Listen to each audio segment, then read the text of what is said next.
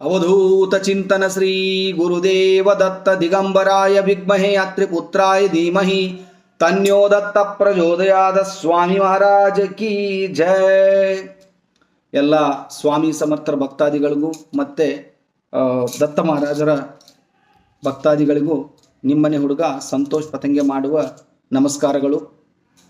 ಇವತ್ತು ಒಂದು ಅದ್ಭುತವಾಗಿರ್ತಕ್ಕಂಥ ಕಥಾಹಂದರವೊಂದ ತಂದಿದ್ದೀನಿ.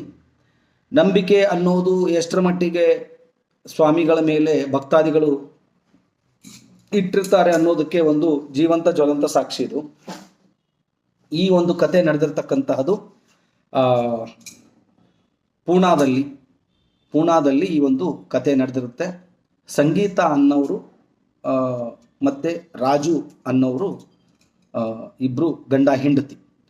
ತುಂಬ ಸುಖಮಯವಾಗಿರ್ತಕ್ಕಂಥ ಜೀವನದ ಜೊತೆ ಸಾಲ ಅನ್ನುವ ಬಾಧೆ ತಲೆ ಮೇಲೆ ತುಂಬ ಏರಿರುತ್ತೆ. ಸೊ ರಾಜು ಒಬ್ಬ ಸಾಮಾನ್ಯವಾಗಿರ್ತಕ್ಕಂಥ ಟೇಲರ್ ಕೆಲಸ ಮಾಡಿಕೊಂಡು ಜೀವನ ನಡೆಸ್ತಾ ಇರ್ತಾರೆ. ಅವರು ನಡೆಸತಕ್ಕಂಥ ಜೀವನ, ಅವರು ಸಂಪಾದನೆ ಮಾಡಿರ್ತಕ್ಕಂಥ ಸಂಪಾದನೆ ಅವರ ಮನೆಗೆ ಈಕ್ವಲೈಸೇಷನ್ ಇರುತ್ತೆ. ಹೆಚ್ಚಿಗೆ ಸಂಪಾದನೆ ಮಾಡೋಕ್ಕಾಗ್ತಾ ಇರ್ತಿರಲಿಲ್ಲ. ಸುಮಾರು ಸಾಲಗಳ ಬಾಧೆ ಇರುತ್ತೆ. ಸೊ ಇಲ್ಲಿ ಸಂಗೀತ ಇವರು ಏನು ಮಾಡ್ತಾರೆ, ನಾನೊಂದು ಕೆಲಸಕ್ಕೆ ಹೋಗ್ತೀನಿ ಅಂತ ಹೇಳಿ ರೆಡಿ ಆಗ್ತಾರೆ. ಕೆಲಸಕ್ಕೆ ಹೋಗ್ತೀನಿ ಅಂತ ರೆಡಿ ಆಗ್ತಾರೆ. ಎಷ್ಟು ಹುಡುಕಿದ್ರು ಕೂಡ ಕೆಲಸ ಸಿಗಲ್ಲ. ಕೊನೆಗೆ ಅವರ ಆತ್ಮೀಯ ಗೆಳತಿ ಒಬ್ಬರು ಇರ್ತಾರೆ. ಅವರಿಗೆ ತಮ್ಮ ಕಷ್ಟಗಳನ್ನು ಎಲ್ಲ ಹೇಳ್ತಾರೆ. ಅದ್ರ ಜೊತೆ ಸಂಪೂರ್ಣವಾಗಿ ಆ ರಾಜು ಅವರು ಸ್ವಾಮಿ ಮಹಾರಾಜರ ಮೇಲೆ ಅಖಂಡವಾಗಿರ್ತಕ್ಕಂಥ ವಿಶ್ವಾಸ ಇಟ್ಟು ಸ್ವಾಮಿಯ ಸೇವೆ ಮಾಡಿಕೊಂಡೇ ಇರ್ತಾರೆ. ಅಖಂಡ ನಾಮಸ್ಮರಣ, ಶ್ರೀ ಸ್ವಾಮಿ ಸಮರ್ಥ, ಶ್ರೀ ಸ್ವಾಮಿ ಸಮರ್ಥ, ಶ್ರೀ ಸ್ವಾಮಿ ಸಮರ್ಥ, ಈ ಒಂದು ಅಖಂಡ ನಾಮಸ್ಮರಣೆ ಅನ್ನೋ ಒಂದು ಪ್ರಮಾಣ ಮಾಡಿರ್ತಾರೆ ಅವರು ಸ್ವಾಮಿ ಮೇಲೆ ಕೂತ್ಕೊಂಡು. ಸ್ವಾಮಿ ಸಮರ್ಥ ಭಗವಂತ, ನನ್ನ ಹೆಂಡತಿಗೆ ಕೆಲಸ ಸಿಕ್ಕರೆ ಸಿಗುವವರೆಗೂ ನಾನು ಅಖಂಡ ನಾಮಸ್ಮರಣೆ ಮಾಡ್ತೀನಿ ಅಂತ ಹೇಳಿ ಅಖಂಡ ನಾಮಸ್ಮರಣೆಯನ್ನ ಪ್ರಾರಂಭ ಮಾಡಿರ್ತಾರೆ. ಸೊ ಒಂದು ದಿವಸ ಇವರು ಸಂಗೀತ ಇವರು ತಮ್ಮ ಆತ್ಮೀಯ ಗೆಳತಿಗೆ ಫೋನ್ ಮಾಡಿ ಕೆಲಸದ ವಿಚಾರವಾಗಿ ಫೋನ್ ಮಾಡಿರ್ತಾರೆ. ಆಲ್ರೆಡಿ ಅವರ ಆತ್ಮೀಯ ಗೆಳತಿ ಒಂದು ಕೆಲಸಕ್ಕೆ ಹೋಗ್ತಾ ಇರ್ತಾರೆ. ಸೊ ಇವ್ರು ಏನು ಮಾಡ್ತಾರೆ, ಒಂದು ವೇಕೆನ್ಸಿ ಖಾಲಿ ಇದೆಯಪ್ಪ, ನಾನು ನಿನಗೆ ಅವ್ರದ್ದು ಫೋನ್ ನಂಬರ್ ಕೊಡ್ತೀನಿ ಅಂತ ಹೇಳಿ ಅವ್ರ ನಂಬರನ್ನು ಅವ್ರಿಗೆ ಕೊಡ್ತಾರೆ. ಕೊಟ್ಟ ಮೇಲೆ ಒಂದು ದಿವಸ ಬೆಳಿಗ್ಗೆ ಒಂದು 8 ಗಂಟೆ ಆಗಿರುತ್ತೆ. ಗುರುವಾರದ ದಿವಸ ಅದು.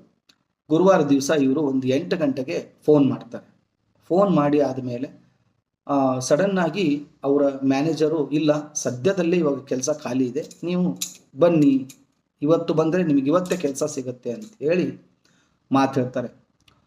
ಆ ಒಂದು ಕ್ಷಣ ಯಾವ ಮಟ್ಟಕ್ಕೆ ಇರುತ್ತೆ ಅಂತಂದರೆ ಅವರಿಗೆ, ಆ ಸಂಗೀತ ಅವ್ರಿಗೆ ಮತ್ತು ರಾಜು ಅವ್ರಿಗೆ, ಕೊನೆಗೂ ಸ್ವಾಮಿ ಸಮರ್ಥರು ನಮ್ಮ ಒಂದು ಅಳಲನ್ನು ಕೇಳಿದ್ರು, ನಮ್ಮ ನೋವನ್ನು ಕೇಳ್ಕೊಂಡ್ರು. ಅಂದರೆ ಅಲ್ಲಿ ಹೆಂಗಿರುತ್ತೆ, ರಾಜು ಅವರ ಸಂಪಾದನೆ ಬರ್ತಕ್ಕಂಥ ಫ್ಯಾಮಿಲಿಗೆ ಸರಿ ಆಗ್ತಾ ಇರುತ್ತೆ. ಮುಂದೆ ಸಾಲ ಮುಟ್ಸಕ್ ಆಗ್ತಾ ಇರೋದಿಲ್ಲ. ಬರೀ ಬಡ್ಡಿ ಕಟ್ಟಿ ಕಟ್ಟಿ ಕಟ್ಟಿ ಜೀವನ ಪೂರ್ತಿ ಸಾಕಾಗೋಗ್ಬಿಟ್ಟೆ ಅವ್ರಿಗೆ. ಸೊ ತುಂಬ ಬೆಳಗಿನ ಜಾವ ಒಂದು 8 ಗಂಟೆಗೆ ಖುಷಿ ಪಡ್ತಾರೆ. ಎಲ್ಲ ಆಗಿರುತ್ತೆ. ಇನ್ನೇನು ಕೆಲಸಕ್ಕೆ ಹೋಗಬೇಕು. ಮತ್ತೆ ಅಲ್ಲಿಂದ ವಾಪಸ್ ಫೋನ್ ಬರುತ್ತೆ, ಮ್ಯಾನೇಜರ್ ಕಡೆಯಿಂದ ಫೋನ್ ಬರುತ್ತೆ ಅವ್ರಿಗೆ. ಬಂದ ಮೇಲೆ ನೀವು ಯಾವ ಏರಿಯಾದಲ್ಲಿದ್ದೀರಾ ಅಂತ ಯೋಚನೆ ಮಾಡ್ತಾರೆ. ಆ ಆಫೀಸ್ಗೂ ಅವ್ರಿಗೂ ಒಂದು 8 ಕಿಲೋಮೀಟರ್ ವ್ಯತ್ಯಾಸ ಇರುತ್ತೆ. ಬರ್ತೀನಿ ಅಂತ ಒಪ್ಕೊಂತಾರೆ. ಅದಕ್ಕೂ ಕೂಡ ಮ್ಯಾನೇಜರ್ ಒಪ್ಕೊಂತಾರೆ. ಮ್ಯಾನೇಜರ್ ಫೋನ್ ಕಟ್ ಮಾಡೋಕ್ಕಿಂತ ಮುಂಚೆ ಒಂದು ಮಾತು ಹೇಳ್ತಾರೆ. ಏನಂತ, ಅವರ ಎಜುಕೇಷನ್ ಸರ್ಟಿಫಿಕೇಟ್ ಒಂದು, ಆಮೇಲೆ ಆಧಾರ್ ಕಾರ್ಡು, ಆಮೇಲೆ ಬ್ಯಾಂಕ್ ಡೀಟೇಲ್ಸ್, ನೀವು ಇಷ್ಟನ್ನ ಆಗತ್ತೆ ಅಂತ ಹೇಳ್ತಾರೆ. ಅದಕ್ಕೂ ಒಪ್ಕೊಂತಾರೆ. ಅಲ್ಲಿ ಕೊನೆಗೆ ಒಂದು ಮ್ಯಾನೇಜರ್ ಒಂದು ಮಾತು ಹೇಳ್ತಾರೆ. ಅವ್ರು ಏನಂತಂದ್ರೆ, ಅವರಿಗೆ ಎಷ್ಟು ವಯಸ್ಸು? 38 ವಯಸ್ಸು. ಮ್ಯಾನೇಜರ್ ಅವಾಗ ಒಂದು ಮಾತು ಹೇಳ್ತಾರೆ ಅವರಿಗೆ, ಇವಾಗ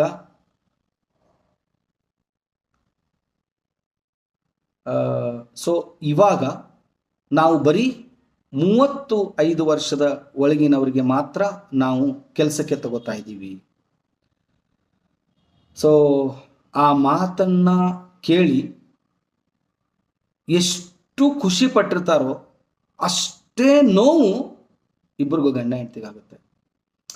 ಒಂದು ಸೆಕೆಂಡು ಆ ಭಗವಂತ ಆ ಸುಖ ಅನ್ನೋ ಒಂದು ಸಂತೋಷ ಅನ್ನೋ ಒಂದು ಪಿಕ್ಚರ್ ಕಣ್ಮುಂದೆ ಹಂಗೆ ತೋರಿಸಿ ಸರಿಸ್ದಂಗೆ ಆಗೋದು. ಸೊ ಸಂತೋಷ್ ಅವರು ಮಹಾರಾಜರ ಮುಂದೆ ಕುಂತು ಏನು ಬೇಡ್ಕೊಂತಾರೆ ಅಂದರೆ, ಸ್ವಾಮಿ ನೀವು ನನಗೆ ಕೆಲಸ ಕೊಡದೇ ಇದ್ರೂ ಪರವಾಗಿಲ್ಲ, ನಮಗೆ ಇದೇ ಥರ ಇಟ್ಟರೂ ಪರವಾಗಿಲ್ಲ, ಈ ಥರ ನಮಗೆ ನೋವು ಕೊಡಬೇಡಿ ಮನಸ್ಸಿಗೆ ಅಂತ. ಸೊ ಇದು ಅವತ್ತು ಮುಗಿದೋಗ್ಬಿಡುತ್ತೆ ಕತೆ. ಆದರೆ ನಂಬಿಕೆ ವಿಶ್ವಾಸ ಅನ್ನೋದು ಮಹಾರಾಜರ ಮೇಲೆ ಅತಿಯಾಗಿರುತ್ತೆ ಅವರಿಗೆ, ರಾಜು ಅವರಿಗೆ ಬಿಡಲ್ಲ ಅವರು. ಇಲ್ಲಿ ಒಂದು ಕಡೆ ಕೆಲಸ ಇಲ್ಲ ಅನ್ನೋ ಒಂದಿರ್ತಕ್ಕಂಥ ನೋವು, ಇನ್ನೊಂದು ಬಡ್ಡಿ ಕಟ್ಟು, ಸಾಲದ ಸಮಸ್ಯೆ, ಆ ಮನೆಯಲ್ಲಿ ನೆಮ್ಮದಿ ಅನ್ನೋದು ಹೋಗ್ಬಿಟ್ಟಿರುತ್ತೆ. ಒಂದು ಕಡೆ ಮಕ್ಕಳ ಫೀಸು, ಅದು ಇದು, ತಪ್ಪಲಾರ್ದ ಕೆಲಸ ಅದು. ಅಖಂಡ ಸೇವೆಯನ್ನ ಮತ್ತೆ ಪ್ರಾರಂಭ ಮಾಡ್ತಾರೆ. ಅದಾದ ಮೇಲೆ ಸುಮಾರು 7 days ಆಗತ್ತೆ. ಸೊ ರಾಜು ಅವರಿಗೆ ತುಂಬಾ ನೋವಾಗುತ್ತೆ. ಎಷ್ಟರು ಅಂದ್ರೆ ಒಂದು ಒಂದು ಕನಸಿರುತ್ತಲ್ವಾ, ಇದು ಆಗತ್ತೆ, ಮಹಾರಾಜರು ನಮಗೆ ಒಂದು ಈ ಕೆಲಸ ಸಿಕ್ಕು ನಮ್ಮ ಸಾಲದ ಸಮಸ್ಯೆ ಬಗೆಹರಿಬಹುದು ಅನ್ನೋ ಒಂದು ಖುಷಿಯಲ್ಲಿ ತುಂಬಾ ಆನಂದ ಪಟ್ಟಿರ್ತಾರೆ ಆ ಸ್ಪಾಟಲ್ಲಿ. ಬಟ್ ಆ ನೋವನ್ನ ತಡ್ಕೊಳ್ಳಾರ್ದೆ ಕಣ್ಣಲ್ಲಿ ನೀರು ಕೂಡ ಸ್ವಾಮಿ ಮುಂದೆ ತೆಗಿತಾರೆ.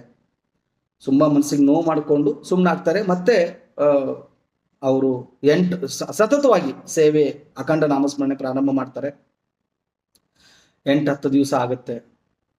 ಸೊ ಎಲ್ಲೋ ಮನಸ್ಸಿಗೆ ರಾಜು ಅವ್ರಿಗೆ ಅನ್ಸುತ್ತೆ, ನಮ್ಮ ಕರ್ಮ ಅನ್ನೋದು ನಮ್ಮ ಬೆನ್ನೇರಿ ನಿಂತ್ಕೊಂಡಾಗ ನಾವು ಮಾಡುವಂಥ ಸೇವೆನೂ ಅದು ಯಶಸ್ವಿ ಆಗಲ್ಲ. ಅಲ್ಲಿ ಏನು ಮಾಡ್ಬಿಡ್ತಾರೆ ರಾಜು ಅವರು, ಒಂದು 2-3 ದಿವಸ ಮನಸ್ಸಿಗೆ ನೋವು ಮಾಡಿಕೊಂಡು ಸೇವೆನ ಕೈ ಬಿಟ್ಬಿಡ್ತಾರೆ. ಇದು ಆಗಲ್ಲಪ್ಪ, ನಮ್ಮ ವ್ಯರ್ಥ ಪ್ರಯತ್ನ ನಾನು ಮಾಡ್ತಾ ಇರೋದು, ನನ್ನ ಹಣೆ ಬಾರದಲ್ಲೇ ಅದೇ ಇಲ್ಲ, ಸೊ ಇದು ಇರಲಿ, ನಮ್ಮ ಕೈಯಿಂದ ಆದಷ್ಟು ಆಗಲಿ ಅಂತ ಹೇಳಿ ಆ ಸೇವೆ ಅಲ್ಲಿಗೆ ಡ್ರಾಪ್ ಮಾಡಿಬಿಡ್ತಾರೆ.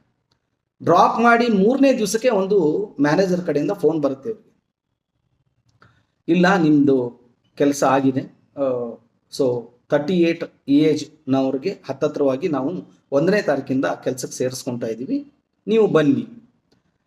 ಸೊ ಇವ್ರು ಏನು ಮಾಡ್ಬಿಡ್ತಾರೆ, ರಾಜು ಮತ್ತೆ ಅವರು ಸಂಗೀತ ಇಬ್ರು ಕೂಡ ಆಫೀಸ್ಗೆ ಹೋಗ್ತಾರೆ. ಆಫೀಸ್ಗೆ ಹೋಗಿ ಡಿಸ್ಕಸ್ ಆಗುತ್ತೆ. ಡಿಸ್ಕಸ್ ಆದಾಗ ಅಲ್ಲಿ ಹೆಂಗಿರುತ್ತೆ ಅಂತಂದ್ರೆ, 38 ವರ್ಷದವರಿಗೆ 23,000 ಸಂಬಳ ಇರುತ್ತೆ. 30 ವರ್ಷದಲ್ಲಿ ಇರ್ತಕ್ಕಂಥ ಮಹಿಳೆಯರಿಗೆ 20,000 ಸಂಬಳ ಇರುತ್ತೆ. ಸೊ ಇಲ್ಲಿ ಆ 15 ದಿವಸ ನೋವು ತಿಂದಿರ್ತಾರೆ ಅವರು. ಸೊ ಆಫೀಸಿಗೆ ಕರೆಸ್ಕೊಂಡು ಆದಮೇಲೆ ನಿಮಗೆ 28,000 ರೂಪಾಯಿ ಸಂಬಳ ಕೊಡ್ತಾ ಇದ್ದೀವಿ, ಇನ್ಸೆನ್ಸಿವ್ ಎಲ್ಲ ಇರುತ್ತೆ ಅಂತಂದಾಗ ಅಷ್ಟೇ ಖುಷಿ ಆಗುತ್ತೆ ಗಂಡ ಹೆಂಡತಿಗೆ. ರಾಜು ಅವ್ರು ಅಂತಾರೆ, ನಾವು ತಪ್ಪು ಮಾಡ್ಬೋದು, ನಾವು ಮನಸ್ಸಿಗೆ ನೋವು ಮಾಡಿಕೊಂಡು ಸೇವೆ ಬಿಡಬಹುದು, ಬಟ್ ನಾವು ಮಾಡಿರ್ತಕ್ಕಂಥ ಸ್ವಾಮಿಯ ಸೇವೆ ಎಂದೂ ವ್ಯರ್ಥವಾಗಲ್ಲ. ಅದು ಅಟ್ಲೀಸ್ಟ್ 11 ಮಾಲೆ ಜಪ ಕೂಡ ನಾವು ಮಾಡಿದ್ರು ಅಲ್ಲಿ ಸ್ವಾಮಿ ಸಮರ್ಥರು ಒಂದು ದಾರಿ ನಮ್ಗೆ ತೋರಿಸಿದ್ರಪ್ಪ ಕೊನೆಗೂ ಅಂತ ಹೇಳಿ ಗಂಡ ಹೆಂಡತಿ ತುಂಬ ಅಲ್ಟಿಮೇಟ್ ಖುಷಿ ಪಡ್ತಾರೆ. 1ನೇ ತಿಂಗಳು ಸಂಬಳ ಬರುತ್ತೆ. ಆ ಸಂಬಳ ತೊಗೊಂಡೋಗಿ ಡೈರೆಕ್ಟಾಗಿ ಅಕ್ಕಲ್ಕೋಟೆಗೆ ಹೋಗ್ತಾರೆ. ಅಕ್ಕಲ್ಕೋಟೆಯಲ್ಲಿ ತಮಗೆ ಎಷ್ಟು ಸಾಧ್ಯನೋ ಅಷ್ಟು ಅನ್ನದಾನಕ್ಕೆ ಒಂದು ದಾನವನ್ನು ಮಾಡಿ ಒಂದು ದೇಣಿಗೆಯನ್ನು ಕೊಟ್ಟು ಇವತ್ತಿಗೂ ಕೂಡ ಇಬ್ಬರು ಗಂಡ ಹೆಂಡತಿ ಒಂದು ಅದ್ಭುತವಾಗಿರ್ತಕ್ಕಂಥ ಸಂಪಾದನೆಯನ್ನು ಮಾಡಿ ಆ ಸಾಲವನ್ನು ತೀರಿಸ್ತಾ ಇದ್ದಾರೆ ಅಂತ ಹೇಳ್ತಾ ಇಲ್ಲಿಗೆ ಈ ಒಂದು ಕಥೆಯನ್ನು ಮುಗಿಸ್ತಾ ಇದ್ದೀನಿ. ಮತ್ತೆ ಒಂದು ಹೊಸ ಕಥೆ ತಗೊಂಡು ನಿಮ್ಮ ಮುಂದೆ ಬರ್ತೀನಿ. ಅಲ್ಲಿವರೆಗೂ ಶ್ರೀ ಸ್ವಾಮಿ ಸಮರ್ಥ. ಜೈ ಜೈ ಸ್ವಾಮಿ ಸಮರ್ಥ.